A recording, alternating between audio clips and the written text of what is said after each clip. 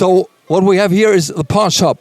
Yeah, this is the Pawn Shop series. It's kind of a series that takes different elements from Fender's history and combines them all in one guitar. So it's kind of like what we call guitars that never were but should have been. Okay, but it's not historic. It's just Correct. It's not like a historic reissue or anything. What we do is we take little bits of pieces of different kinds of Fender guitars and come up with a brand new model that combines Fender-y kind of features from the past. okay. So like a Mustang with a humbucker or whatever. Yeah, exactly. That kind of thing, exactly. And we're also introducing some new models, too, that were around maybe in Squier history, such as this model right here, which is called the Fender Supersonic. Our Gretsch guy, who's the head of Gretsch right now, Joey Carducci, actually invented this model when he was the Squier product manager. So this was as a Squier in Fender's past. This was a Squier Supersonic. Now we're redoing it as a Fender Supersonic.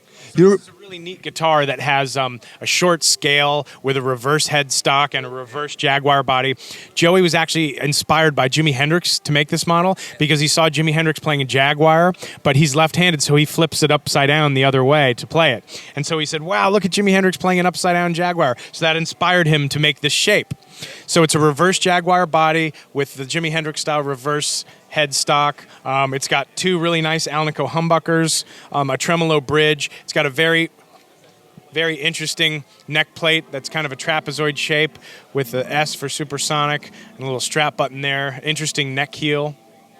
And of course, three very incredibly cool, more colors.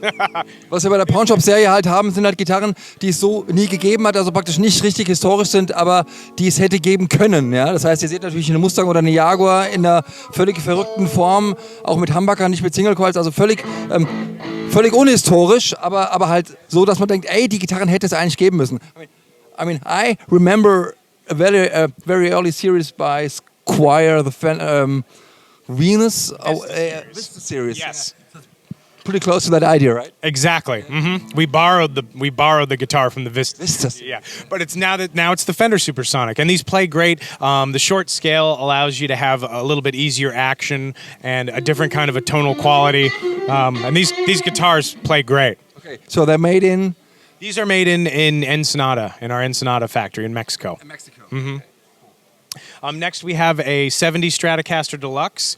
We're obviously borrowing some elements from Fender's history in the 70s, such as the large headstock on the Strat and the bullet truss rod. And then we've got kind of a deluxe Tele-style pickguard and two pickups like a Tele would have with a 3-blade switch. But this is actually a humbucker with an old-style looking Fender wide-range cover. This is actually an Enforcer humbucker under the cover. It has a hardtail bridge, and it's a modern-style neck. All these necks are 9.5-inch radius with medium jumbo frets. Pretty much like a self-made hot rodded Strat. Yeah. Exactly, yeah. That's kind of what the Pawn Shop series is like. Maybe you put together a couple different pieces that you had of Fender stuff from the past, and it ends up being a very nice guitar. And then, of course, 3 colors, vintage white, black, and two-tone burst. I love the vintage white. That's one of my favorite Fender colors.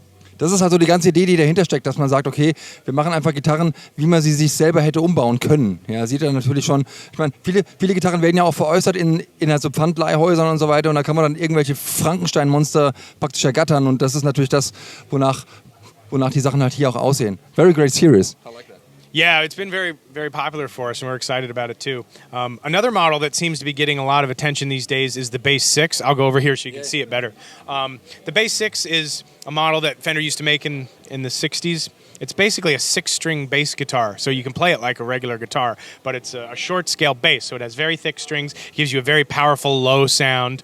And this is not really a reissue, but kind of an update of the Base 6, because what we have here is a 5-way Strat switch and an HSS configuration. That Jazzmaster pickup is actually a humbucking Jazzmaster pickup, and then there's 2 hot Jaguar single coils that we borrowed from our classic player series. So you can get Strat 5-way switching with an HSS configuration, and you can get really interesting, powerful low sounds with this instrument. And there's a matching head cap on the Candy Apple Red version, which is really nice. This seems to be getting a lot of interest these days because we haven't made a Base 6 in a long time.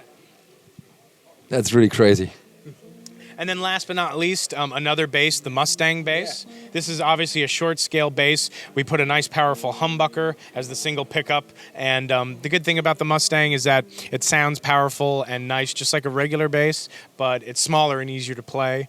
You can really dig into the strings. And for someone who's a beginner or a smaller player, this is ideal because they can get a strong regular bass sound and also have the ease of playing of a smaller instrument. And of course, we showed some competition stripe colors. Those are kind of neat from our past. And one color with no stripe, that's the Burst. And that's all the new pawn shop models for this NAMM. All right, thank you.